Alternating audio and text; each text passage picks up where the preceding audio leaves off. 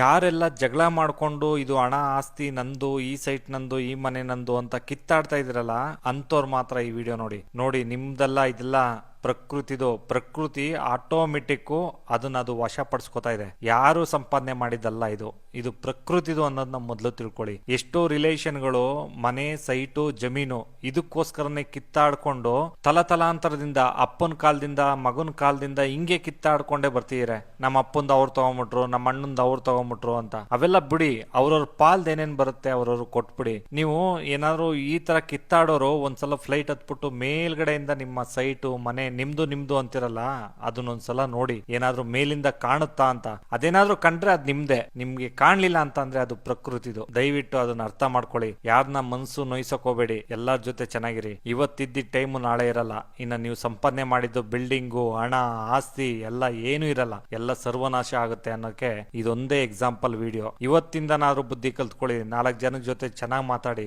ನೀವು ಸ್ಮೈಲ್ ಇಂದ ಮಾತಾಡಿ ಎಷ್ಟೋ ವರ್ಷಗಳಾಗಿರುತ್ತೆ ಎಲ್ಲರ ಜೊತೆನು. ಫಸ್ಟ್ ನಿಮ್ ಸ್ಮೈಲ್ ನ ನೋಡ್ಕೊಳ್ಳಿ, ಕನ್ನಡಿ ಮುಂದೆ ನಿಂತ್ಕೊಂಡು ನಿಮ್ ಮುಖ ನೋಡ್ಕೊಳ್ಳಿ. ಫಸ್ಟ್ ಡೈಲಿ ಕಿತ್ತಾಡೋದು, ಜಗಳಾಡೋದು, ಕೋರ್ಟ್ ಅಲ್ಲಿ ದಿನಕ್ಕೆ ಸಾವಿರಾರು ಕೇಸ್ಗಳು. ನನ್ ಮನೆ, ನನ್ ಸೈಟು, ಅವ್ನ್ ತಗೊಂಡ್ಬಿಟ್ಟವ್ರೆ, ಇವ್ರು ತಗೊಂಡ್ಬಿಟ್ಟವ್ರೆ, ಒಂದ್ ಸೈಟ್ 5 ಜನಕ್ಕೆ ಮಾರ್ಬಿಟ್ಟವ್ರೆ. ಇವೆಲ್ಲ ಯಾಕೆ ಬೇಕು ನಿಮ್ಗೆ?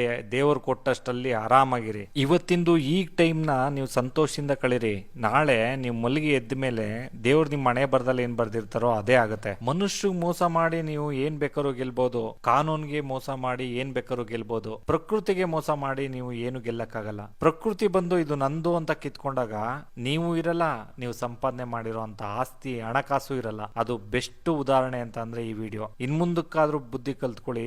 ದಯವಿಟ್ಟು ಯಾರ್ಯಾರ ಮನೆ, ಆಸ್ತಿ, ಸೈಟು ಯಾರ್ಯಾರು ತಲುಪಬೇಕೋ ಅವ್ರವ್ರಿಗೆ ತಲುಪಿಸ್ಬಿಡಿ. ನಿಮ್ದು ಅಂತ ಇಟ್ಕೊಂಡು ದ್ವೇಷ ಬೆಳೆಸ್ಕೊಳಕ್ ಹೋಗ್ಬೇಡಿ ಅಲ್ವಾ? ಈ ವಿಡಿಯೋ ನೋಡಿ ನಾಳೆಯಿಂದ ಮತ್ತೆ ಯಥಾಸ್ಥಿತಿ ನೀವು ಮುಂಚೆ ಇದ್ದಂಗೆ ಇದ್ಬಿಟ್ರೆ ನಿಮ್ದು ಮನುಷ್ಯ ಗಣ ಅಲ್ಲ, ರಾಕ್ಷಸ ಗಣ ಅಂತ ತಿಳ್ಕೊಳ್ಳಿ. ನಿಮ್ಮನ್ನ ಚೇಂಜ್ ಮಾಡೋಕೆ ಪ್ರಕೃತಿನೇ ಬರ್ಬೇಕಾಗತ್ತೆ. ಯಾವ ನ್ಯಾಯಾಲಯ, ಮನುಷ್ಯರು ಏನು ಮಾಡಕ್ಕಾಗಲ್ಲ.